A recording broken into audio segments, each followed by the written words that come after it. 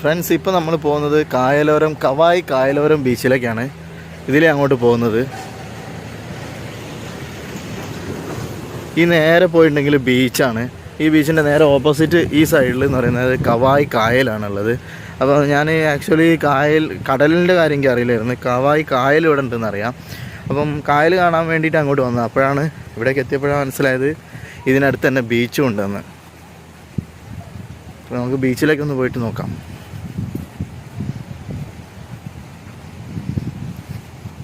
മരത്തിൻ്റെ വലിയൊരു ചക്രം ഇവിടെ ഉണ്ട്.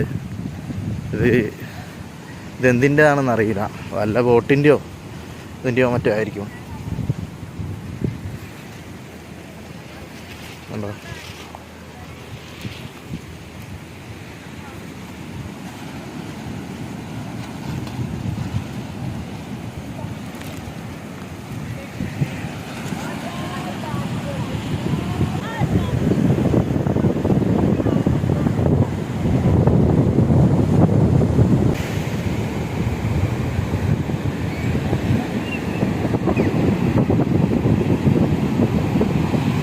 കാവായി കായലോരം ബീച്ചിലാണ് ഇപ്പോൾ ഞാനുള്ളത്.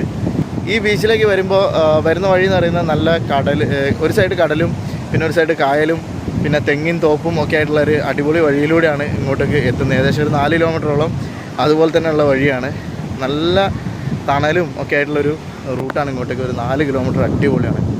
പിന്നെ പയ്യന്നൂർ നമ്മളിങ്ങോട്ട് വരികയാണെങ്കിൽ ഈ കുറേ കായലിൻ്റെ വ്യൂ ഒക്കെ കണ്ട് ഒരു ഇടയിലേക്കാട് ബണ്ട് റോഡിൻ്റെയൊക്കെ മുകളിലൂടെയാണ് ഇങ്ങോട്ട് വരുന്നത്. അതും മനോഹരമായിട്ടുള്ള വ്യൂസാണ്. പിന്നെ മെയിനായിട്ട് നമ്മൾ ഈ ഭാഗത്തേക്ക് വരുന്നത് ബാക്ക് വാട്ടർ എൻജോയ് ചെയ്യാനാണ്. അതായത് ബോട്ട് റൈഡും. ആ സൈഡേക്ക് കായലാണ്, ഈ സൈഡ് കടലും.